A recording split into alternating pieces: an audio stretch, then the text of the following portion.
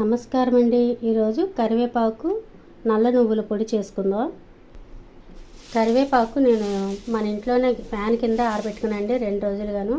ఎండలో కూడా ఒకసారి ఆరబెట్టుకోవచ్చు. 1 కప్పు ధనియా వేసుకుందామండి. దోరగా వేగనిద్దాం. 1/2 కప్పు మినపప్పు, 1/2 కప్పు శనగపప్పు, 1 కప్పు నువ్వులు వేసుకుందామండి. వీటన్నిటిని ఫ్యాన్ కింద ఆరనిద్దామండి.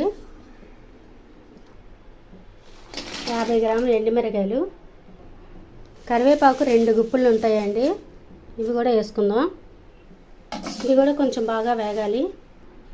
2 పెద్ద ఎల్లుల్లిపాయలండి, అలాగే పెద్ద స్పూన్లో జీలకర్ర, ఉప్పు సరిపడంత, వేయించిన మిరియాలు అన్నీ మిక్సీ కొడదాం.